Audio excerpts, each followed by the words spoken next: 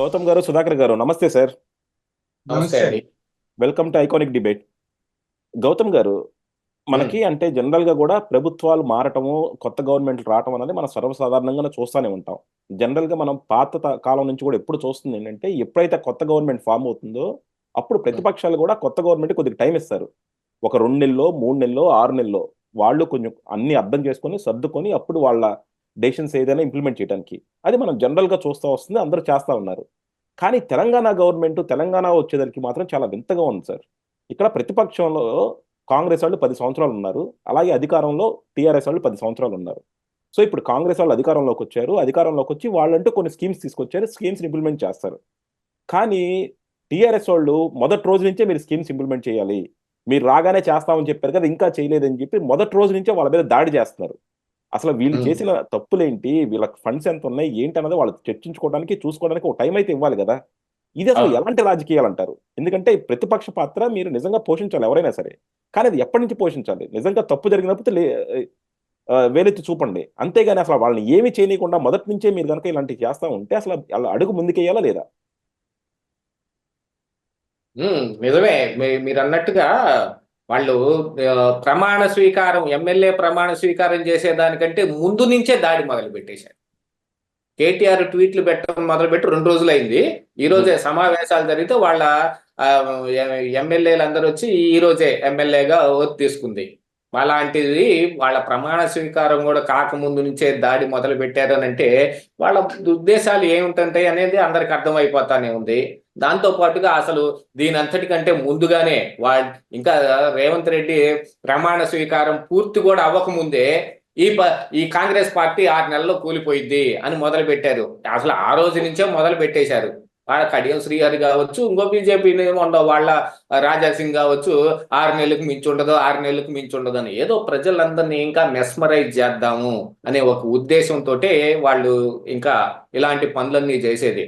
అంటే free bus ఎక్కడి నుంచి వచ్చింది, రైతు బంధు మేం చెప్పిందే ఇచ్చారు కదా, మీరు చెప్పింది యాడ్ ఇచ్చారు అని అంటే అటన్నిటినీ ప్రాసెస్ చేసుకోవటానికి కౌలు రైతులు ఎంతమంది ఉన్నారు లెక్కేసుకోవటానికి వీటన్నిటికీ ఒక సమయం పడుతుంది. కానీ ఇది అన్ని అనమాట ఏంటంటే ఉలిపిత్రి అన్నమాట.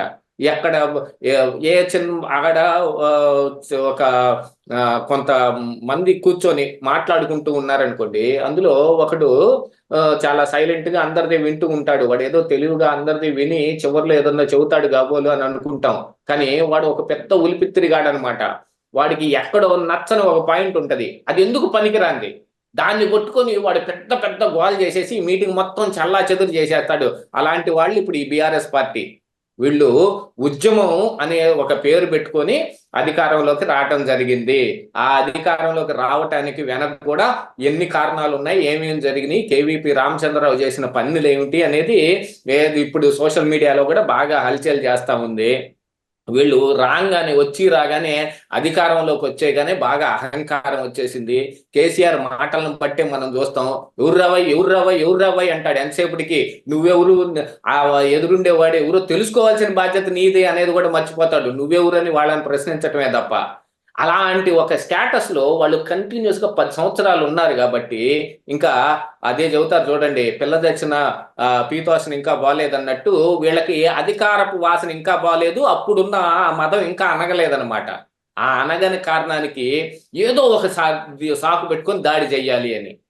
ఇవన్నీ కూడా ప్రజలు చూస్తే ఏమనుకుంటారనే సిగ్గు వెరపు ఏమీ లేకుండా ఇప్పుడే మా ప్రమాణ స్వీకారం చెయ్యక ముందు నుంచే దాడి మొదలు పెట్టేసేసారు వాళ్ళు.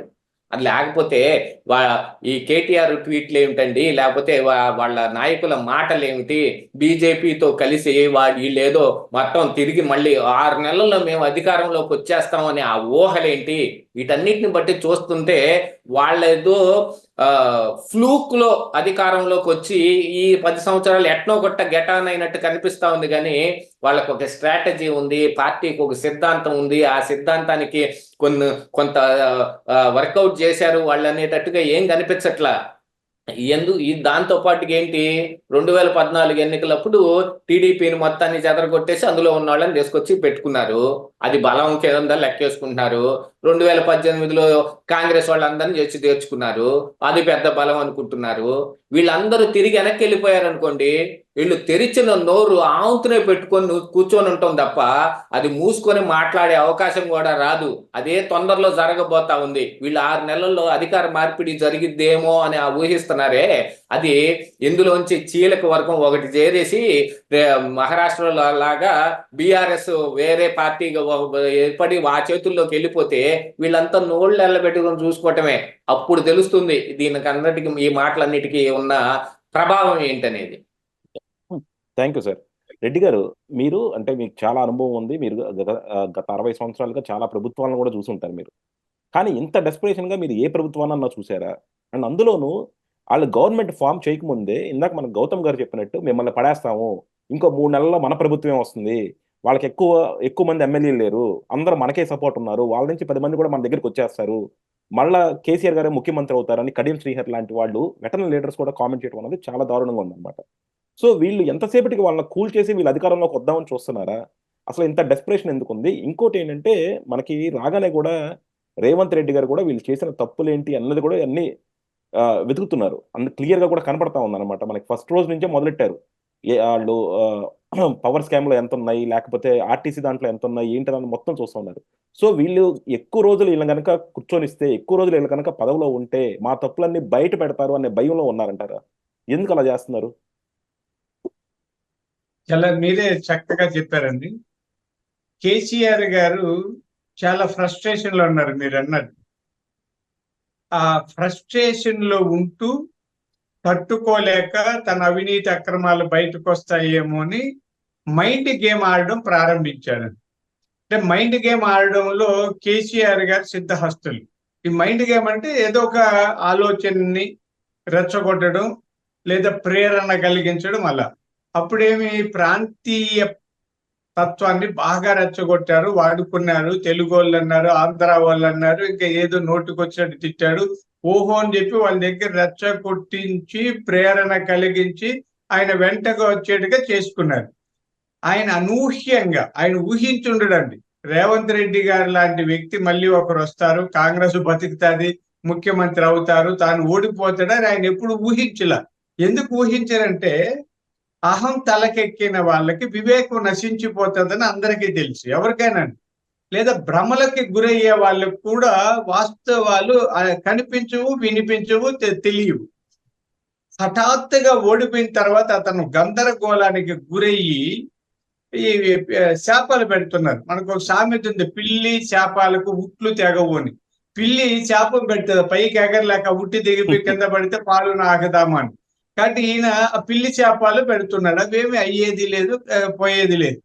ఇక్కడ నిజానికి చెప్తే, అంటే నాకున్న అనుభవం రాజకీయాల్లో పరిణామ క్రమాలు ఎలా జరుగుతాయో ఆలోచిస్తే టిఆర్ఎస్ అనే పార్టీ మరొక 5 ఏళ్లలో కనిపించదు, కనుమరుగైపోతుంది. నేను మొదట్లో అనుకున్నా, ఓడిపోయినా కూడా కేటీఆర్ గారు కొంత తెలివైన వ్యక్తి, చురుకైన వ్యక్తి, ఆయన నిలబడతాడు, 5 ఏళ్ల తర్వాత అయినా పోరాడుతారు, ఒకవేళ రాజకీయాల్లో సక్సెస్ అవ్వచ్చు, కాకపోవచ్చు, కానీ ప్రత్యామ్నాయ శక్తిగా ఎదుగుతాడని అనుకున్నాను. ఇప్పుడు ఈ మధ్య వీళ్ళ చర్యలు చూస్తే ఈ పార్టీ మధ్యలోనే పోతుంది. ఇక రీజన్ ఏమంటే, ఓర్పు లేని వాడు ఎక్కడ కూడా ఏ రంగంలో విజయం సాధించలేడండి. ఏ రంగమైనా, మీరు క్రీడలైనా, ఏదైనా వ్యాపారమైనా, ఏదైనా ఒక్కోసారి మనకు అనుకూలించినప్పుడు పరిస్థితుల్ని ఆలోచించాలి. అలా కాకుండా లేడికి లేచిందే పరుగన్నట్టు ప్రభుత్వం వస్తాను అన్ని పనులు ఎలా చేస్తారండి? ఆయన కేసీఆర్ గారు శోభనం రాత్రి జరిగితే తెల్లారితో బిడ్డ పుట్టాలనేవాడుగా ఉంది. మందు కొడితే మందు ఎక్కచ్చు, మందు దిగచ్చు అండి. పిల్లలు పుట్టరండి, 9 నెలలు ఆగాలి. ఒకవేళ నెల తక్కువైనా 7 నెలలన్నా ఆగాలి.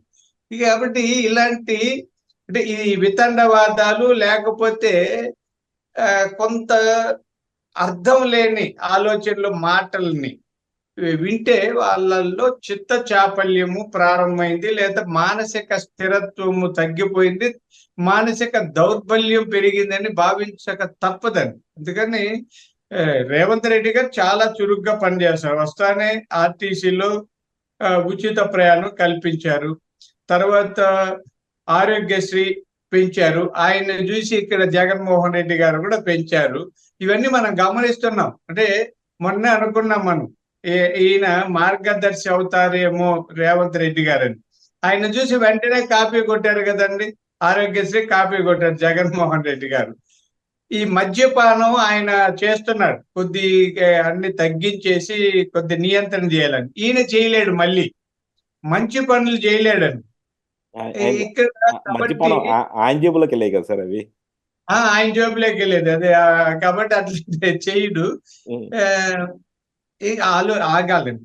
వాళ్ళు ఏమనుకుంటున్నారంటే ఇలా రెచ్చగొట్టి తక్కువ మెజారిటీని వాళ్ళు ఏదో లాగేస్తాం పడేస్తాం, ఏం కాదని. మీరు చూడండి, ఎంఐఎం పార్టీ నెమ్మదిగా కాంగ్రెస్ లోకి వెళ్ళిపోతుందండి. దేశవ్యాప్తంగా ముస్లింలు భారతీయ జనతా పార్టీని వ్యతిరేకిస్తుంటారు, కాంగ్రెస్ పార్టీకి అనుకూలంగా ఉంటారు. దురదృష్టవశాత్తు ఆంధ్రప్రదేశ్ విడిపోయినప్పుడు ఉన్న కాంగ్రెస్ పార్టీ వాళ్ళు ముస్లింలని దగ్గర పెట్టుకోలేకపోయారు. వాళ్ళు దూరం అవ్వడం వల్ల కేసీఆర్ గారికి ఉపయోగపడ్డారు. కేసీఆర్ గారు జాగ్రత్తగా చేసుకున్నారు, కులాలు వర్గాలు వీటంతా చూసుకొని చేశారు. అయితే రేవంత్ రెడ్డి గారు వచ్చిన జోరులో ఆ చైతన్యంలో అన్ని పటాపంచలైపోయి ఆయన సక్సెస్ అయిపోయాడండి. ఎవరు ఊహించలే. ఇప్పుడు ఇంకా కుదరదండి. ఇప్పుడు ఆయనకి ఆప్షన్ ఏమి? బీజేపీతో కలవాలి. బీజేపీ లేకుండా ఆయన 39 సీట్లతో కాదు, బీజేపీ వాళ్ళు కలవాలి. బీజేపీతో కలిసిన మరుక్షణం తెలంగాణలో ఉన్న ముస్లింలు అందరూ వ్యతిరేకమైతే ఈ 39 కూడా రావు ఆయనకి, 3-4కు పడిపోతాడు. ఎందుకంటే ఓల్డ్ సిటీలు ఎక్కువ ముస్లింలు ఉన్నా కూడా తెలంగాణ ప్రాంతంలో చాలా జిల్లాల్లో ముస్లింల ప్రభావం ఉంది. వాళ్ళు భారతీయ జనతా పార్టీకి వ్యతిరేకులు. కానీ వీళ్ళకి ఉన్నదేమో ఆప్షన్, కేసీఆర్ బీఆర్ఎస్ పార్టీ వాళ్ళు వాళ్ళకి దగ్గర చేరితే కుదరదు. పోనీ ఎంఐఎంలో ఉన్న 10 మందిని వీళ్ళ పక్కన చేర్చుకొని కాంగ్రెస్ పార్టీని పడగొట్టగలరా? లేదు. వాళ్ళు 7, వీళ్ళు ఒక 39, 46తో పర్లేదు.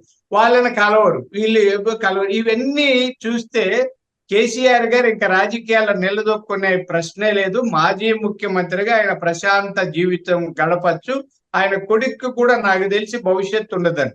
భవిష్యత్తు ఉండాలంటే భారతీయ జనతా పార్టీ పతనం అయిపోవాలి అక్కడ. అది కాదు కదా, జాతీయ పార్టీ దేశంలో అధికారంలో ఉంది. వాళ్ళ ఓట్లు కూడా మొన్న 13-14% పెరిగాయి. ఈ నేపథ్యాన్ని మనం విశ్లేషిస్తే బీఆర్ఎస్ కనపడకుండా పోవచ్చు తప్ప కాంగ్రెస్ కు ఎలాంటి డోకా లేదు. డెఫినెట్ గా సార్. ఎందుకంటే నిజంగా అంటే మనం అంతకు ముందు కూడా ఒక టాపిక్ చేద్దాం అనుకున్నాం, చేయలేకపోయాం. బీజేపీ కనుక తెలంగాణలో కనుక ఉంటే అక్కడ బీఆర్ఎస్ ఎదగటం అనేది ఆల్మోస్ట్ ఇంపాసిబుల్ అనమాట. అక్కడ ఉంటే రేపొద్దున 2 జాతీయ పార్టీలు ఉంటాయి.